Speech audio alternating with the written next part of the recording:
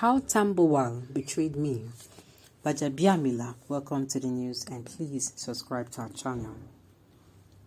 Speaker of the House of Representatives, Honorable Femi Gbajabiamila, has recalled how Sokoto State Governor Aminu Waziri Tambuwal betrayed him in his earlier quest to be the Speaker.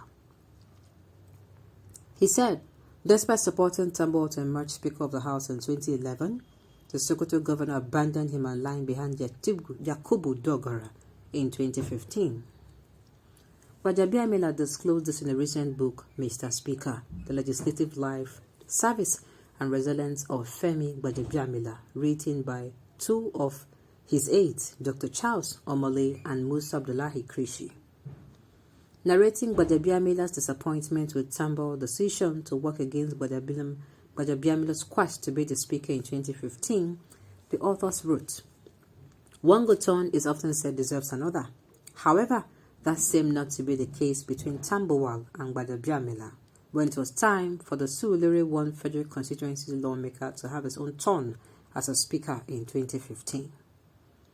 Following the victory of the All Progressive Congress at the polls, Tambuwal did not only oppose him, he also ensured that Yakubu Dogara defeated the man that first conceived the idea for him, Tambuwal, to be Speaker. Not only did Gbajabiamila work for Tambuwal's emergence in 2011, he also stood by him through thick and thin throughout the 4-year tenure. For example, when there were attempts by the then executive arm to remove Tambuwal following his defection to the All Progressive Congress, Gbajabiamila, along the like-minded, had to scale the National Assembly gate to access the House chamber in order to forestall the plot. Coming to 2015, with all the sacrifices that Gbajabiamila made for Tambuwal, it was taken for granted that the now Sokoto State Governor would support him to emerge Speaker. But the outgoing Speaker had another plan to have Dogara succeed him, giving an insight into how Tambuwal stabbed him in the back. Gbajabiamila opened up. When the time came for speakership election, it was taken for granted. I did not even lose sleep over who Tambuwal was supporting. He had become widely popular in the house at the time. He was close to my family, so we were surprised when we started hearing little things here and there. Even when I started hearing that he was supporting someone else, I thought it was not true until I found out it was true. He never told me. Even when I asked him, he said it was impossible. Such was the height of treachery.